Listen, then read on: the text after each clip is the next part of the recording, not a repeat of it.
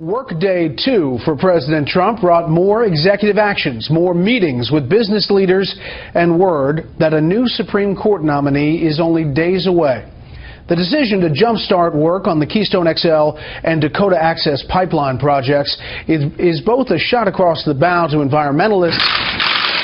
President Trump took major steps today to resurrect the Keystone XL and Dakota Access pipelines, another opportunity for the president to undo Obama-era actions.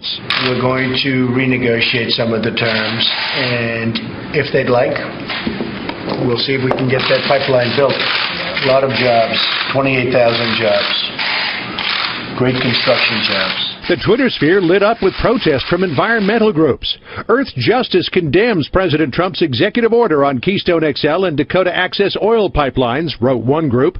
But from House Speaker Paul Ryan, praise. Thanks to President Trump's executive order, the Keystone Pipeline and the Dakota Access Pipeline can finally be built. It's about time. The president also signed orders to streamline the permitting and manufacturing process for pipelines and other infrastructure projects, and took steps to ensure when they are built, they're built with American steel. We will build our own pipeline. We will build our own pipes. That's what it has to do with, like we used to in the old days. When it comes to the Dakota Access Pipeline, we know what the tension that was there at the end of last year.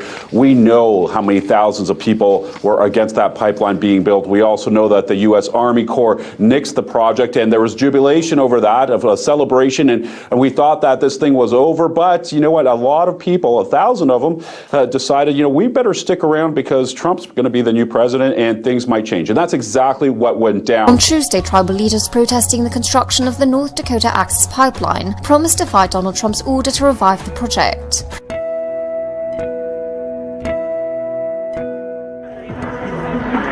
Get as many people in Dakota as possible.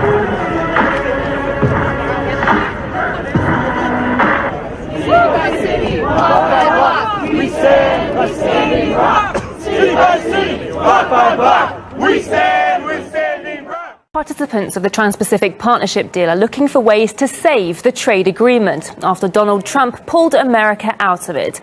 Australia's government, which vows to keep the agreement alive, has suggested that China could plug the gap. Trans-Pacific Partnership, or TPP, was a free trade agreement between the US and 11 Pacific countries. It was expected to cover 800 million people and encompass 40% of the global economy.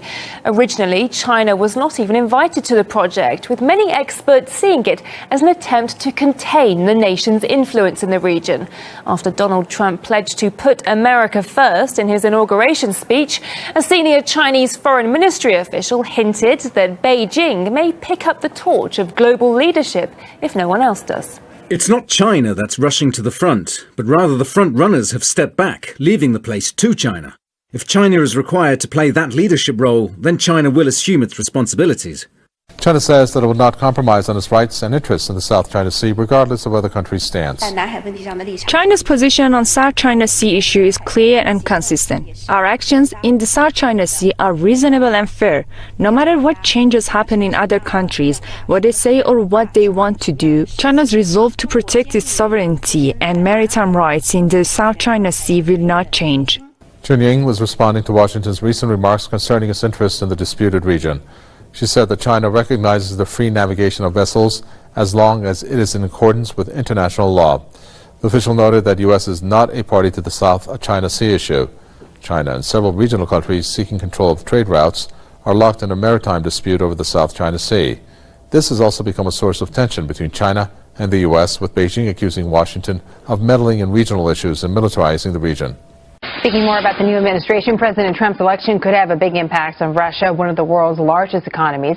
A lot of people, rightly or wrongly, believe there's a pretty good chance that sanctions will be lifted. Among them, the CEO of Russia's Sovereign Wealth Fund, with $10 billion in reserved capital under management. He is pumped up about the thought of Russia and America co-investing, citing Russia as a partner that could even help Trump with his promise to create jobs for Americans.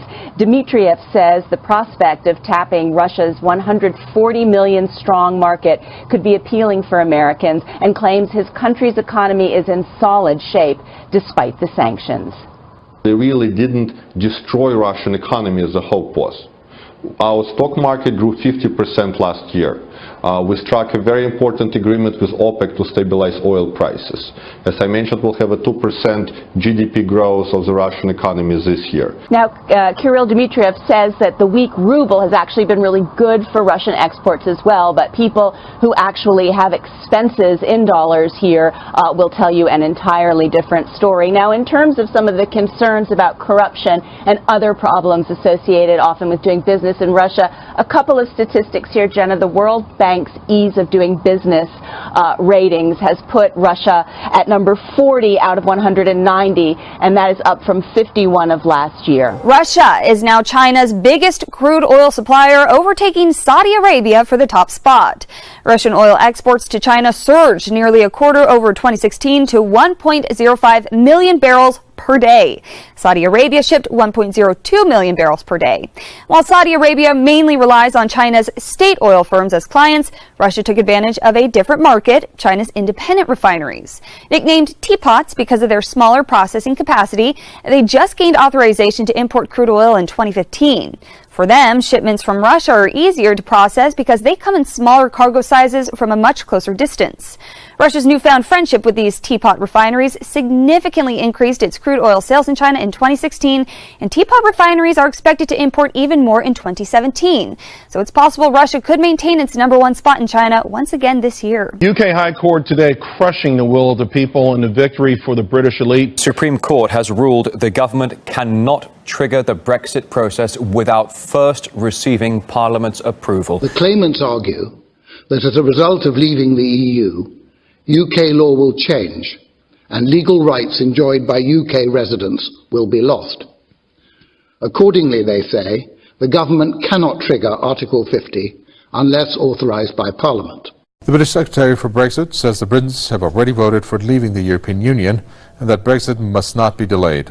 This House voted by 6-1 to put the decision in the hands of voters, and that bill passed the other place unopposed. So there can be no going back. The point of no return was passed on June 23rd last year. The government's also always been clear that we must leave by following the process set out in Article 50 of the Treaty on European Union. People want and expect us to get on with implementing the decision. Davis's comments are in reaction to a court ruling which obliges the government to get a parliamentary approval before it can go ahead with the Brexit process. Davis said that the government will introduce a straightforward bill to Parliament within days to withdraw from the EU. He noted that what needs to be done is to make sure that Brexit would be in the best interest of all the people in the United Kingdom. The Obama administration reportedly spent its final hours in power by defying heavy Republican opposition to quietly release $221 million in funding to the Palestinian Authority. Former President Barack Obama had been battling Congress to release the money for the Palestinians for some time, and his last-minute maneuver overrides holes that Congress has had in place over the past 2 years.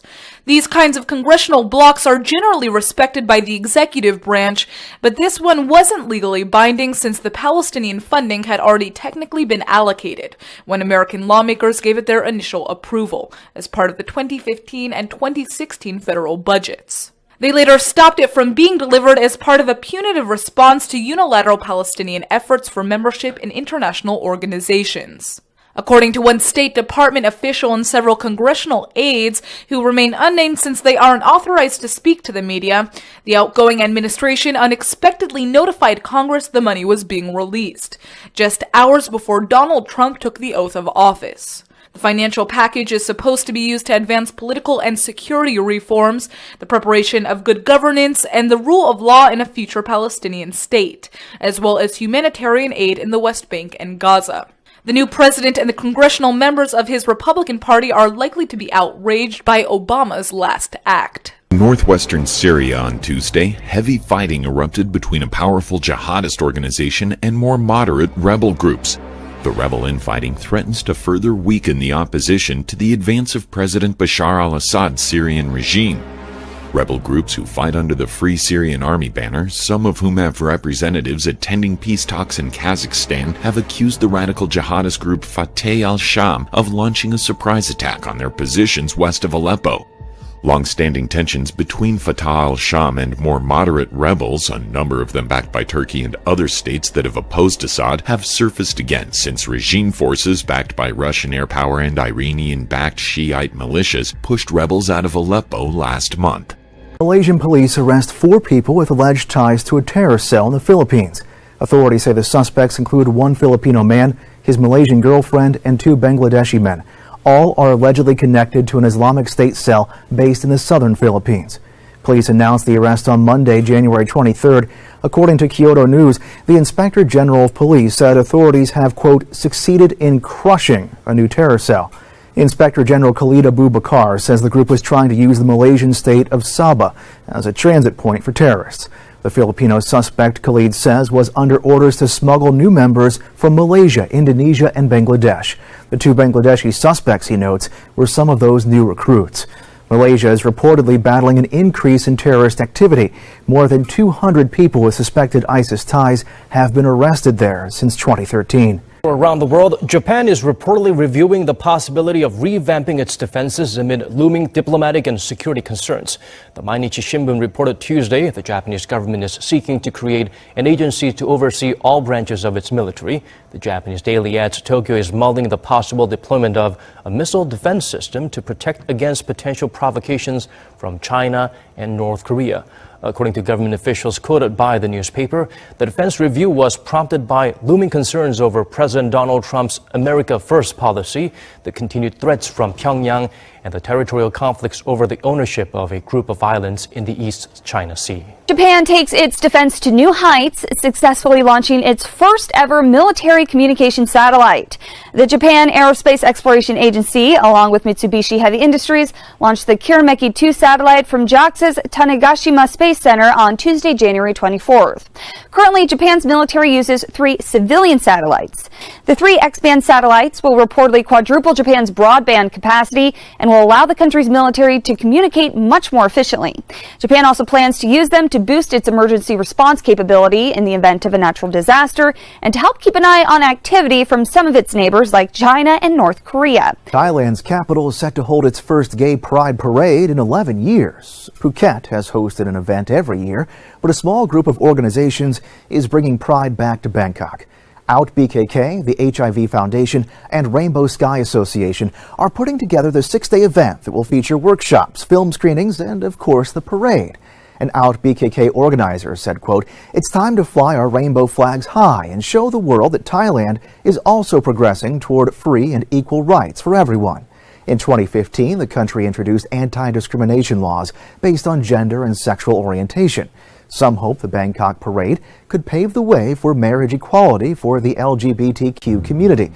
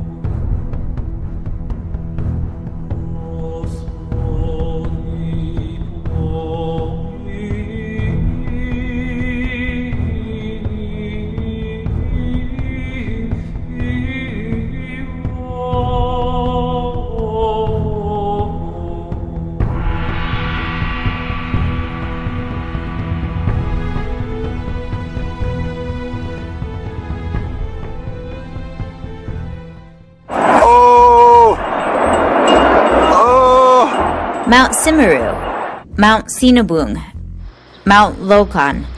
They are all in Indonesia, home to some of the world's most active volcanoes. They pose dangers not only to the people on the ground, but also to the many planes that increasingly fly through Southeast Asia. Between July and November 2015, eruptions shut down airports at least 3 times, including the international hub in Bali. This cost Indonesia's tourism industry tens of millions of dollars. Indonesia has seen an average of 8 eruptions a year since 2014. The US, on the other hand, has averaged 2.5 eruptions in the same time period. So why is Indonesia so much more prone to eruptions? And what makes them so threatening? Indonesia, a sprawling nation of some 18,000 islands, sits on the Pacific Ring of Fire. That's a seismically active region on the Pacific Ocean basin that experiences frequent earthquakes and volcanic eruptions. On top of that, Indonesia has nearly 140 active volcanoes, among the world's highest. It is also the world's fourth most populous country, and its volcanoes are often closely packed on densely populated islands, so it's more likely that people will be exposed to eruptions. Based on research about the global hazards and risks of volcanoes, nearly 69 million people, or 30% of Indonesia's population, live within 30 kilometers of a volcano that has erupted in the past 10,000 years. Most fatal incidents that are caused directly by volcanic hazards fall within this distance. Much of the country's critical infrastructure, such as airports, ports, and roads, also lie close to an active volcano. At least 10 airports are within 100 kilometers of one.